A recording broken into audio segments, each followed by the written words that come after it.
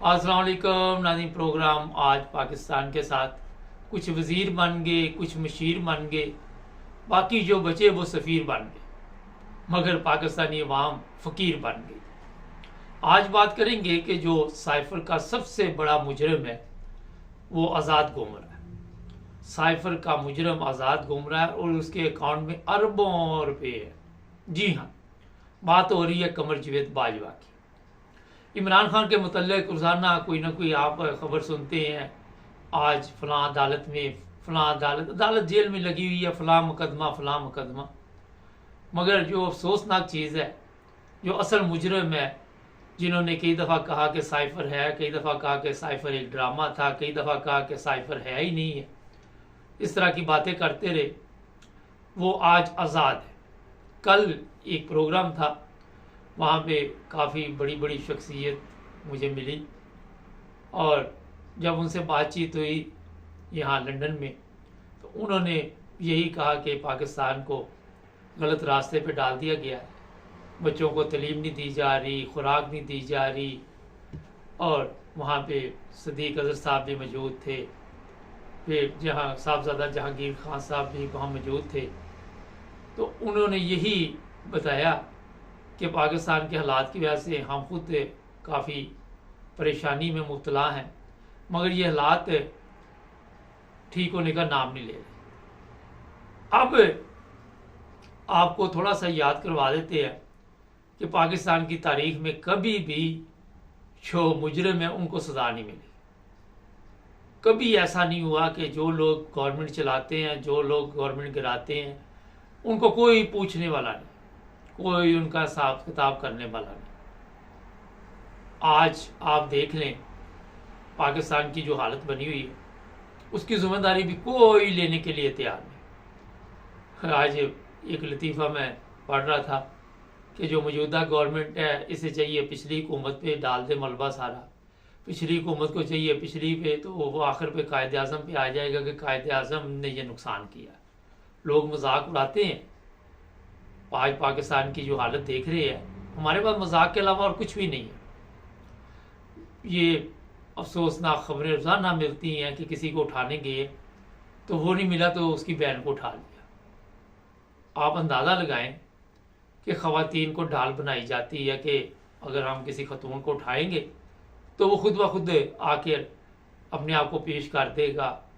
आइन कानून की बातें करने वाले अदालतों में मुझे समझ नहीं आती कि किस आइन और कानून की बातें करते हैं और किस मुंह से ये करते हैं, और इनको क्या ये ज़ेब देती हैं ये बातें।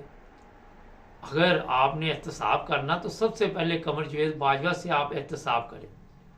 जब कमर जावेद बाजवा ने इमरान खान का चलता तख्ता उल्टा, तो उसी वक्त हमारे चैनल पे लोगों ने आके बताया कि ये गद्दार पाकिस्तान है, ये बिक चुका है। और ऐसी खवातीन भी थी जो चीखे मार के रो रही थी कि हमारे पाकिस्तान के साथ आज बहुत बड़ा जुल्म और नाइंसाफ़ी है। नाज़रीन, कौम की जो हालत आप देख रहे, फ़कीर बना दिया कौम, हर तरफ आपको फ़कीर नज़र आएंगे। ये नहीं कि हम पाकिस्तान में सिर्फ फ़कीर हैं, इंटरनेशनल फ़कीर बन चुके हैं। मैंने कल लोगों के जज्बात देखे, मुझे बड़ा अफसोस भी हो रहा था। कोई तो फ़लस्तीन के बारे में परेशान था, कोई कह रहा था कि हमारे तो अपने घर के मसाइल ही ख़त्म नहीं हो रहे। लोग बात करना चाहते थे, कोई डरते थे कि पाकिस्तान में जाएंगे तो हमें उठा लिया जाएगा, कोई डर रहे थे कि हम मीडिया पे नहीं आना चाहते। मैंने उनको फिर थोड़ा सा ये बताया कि ये बुज़दिली है जिसकी वजह से आज कौम जो है वो आप देख रहे हैं कि जहन्नुम जैसी ज़िंदगी गुजार रही है। ना पानी, ना आटा, ना चावल, कोई ऐसी चीज़ नहीं। सोशल मीडिया भरी पड़ी है ग्रुपा के साथ, कोई किसी की मदद करके बेचारा वीडियो बना रहा है। मैं कहता हूँ चलो वीडियो तो बना रहा है मगर उसकी मदद तो कर रहा है ना। बाकी अल्लाह ताला उसकी नीयत को जानता है। लेकिन दूसरी तरफ आप देखें, कभी दुबई में इसकी वीडियो आती है कमर जावेद बाजवा की, कभी कहीं पे आती है, कभी कहीं पे आती है, और कोई इसको पूछने वाला नहीं, कोई इसको नहीं पूछ सकता। ये दंदनाता फिर रहा है। बहुत से लोग कह रहे हैं कि इस तरह के और भी लोग जो है वो लूट मार में मुलव्वस है, जब वो पेंशन पे जाएंगे तो फिर इनके साथ क्या होगा। भाई कुछ नहीं होगा, ये लोग आपके काबू में नहीं आएंगे, ये पाकिस्तान में रहेंगे तो तब। एक तस्वीर चल रही है, पता नहीं वो ठीक है या नहीं, राना सनाउल्लाह की, कोई जूता शूता लगा है, आँख शाँख थोड़ी सी लाल पीली हुई हुई है। तो अल्लाह बेहतर जानता है ये खबर ठीक है या गलत है।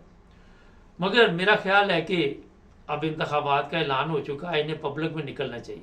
एक तरफ PTI पे पाबंदी, दूसरी तरफ इनको कहा कि आप जाके जलसे करो, तो जूते ही पड़ेंगे ना वहाँ पे। क्या पड़ेगा, क्या वहाँ पे इनाम मिलेगा आपको? लोग जो यूरोप में रहते हैं, हमारे साथ जो प्रोग्राम भी करते हैं, उनमें एक मोहतरमा भी है साउथ अफ्रीका से, और भी यकूब साहब है, दूसरे दोस्त भी हैं, एक चीमा साहब है, जवेद इकबाल चीमा साहब, राना अब्दुल रज़ाक साहब, इरफान अहमद खान साहब। और अब हम कोशिश करेंगे कि और भी नए चेहरे आपके लिए लेके आएंगे, बड़ी बड़ी शख्सियत के साथ प्रोग्राम करेंगे। मगर बेचैनी सब में है, सब परेशान है, सब इस वजह से परेशान है कि पाकिस्तान के हालात किस तरफ जा रहे हैं। कोई हैप्पी नहीं है। लोग सोच रहे हैं कि शायद कोई वक्त आए, हर बंदा यही कहता है कि अल्लाह बेहतर करेगा। मगर जब मैं कौम की हालत देखता हूँ तो मुझे अफसोस होता है कि कौम जो है वो जिस तरह चल रही है, जो कौम की हालत है, मेरा ख्याल है उसे बदलना बड़ा ही मुश्किल है। नामुमकिन तो नहीं, मगर मुश्किल बहुत ज़्यादा है, क्योंकि नामुमकिन तो किसी चीज़ को भी नहीं कहना चाहिए, और हिम्मत नहीं हारनी चाहिए, कोशिश करते रहना चाहिए। कोशिश के साथ हालात बदलते हैं। सच और हक की आवाज़ उठानी चाहिए, सच और हक की आवाज़। अब कल काफ़ी लोग थे वहाँ पे, एक मैच जीतने की खुशी में पार्टी भी थी, फिर लोगों के तासरात भी मैंने देखे। अगर 30 लोग वहाँ पे थे तो 2 या 3 बात करना चाहते हैं।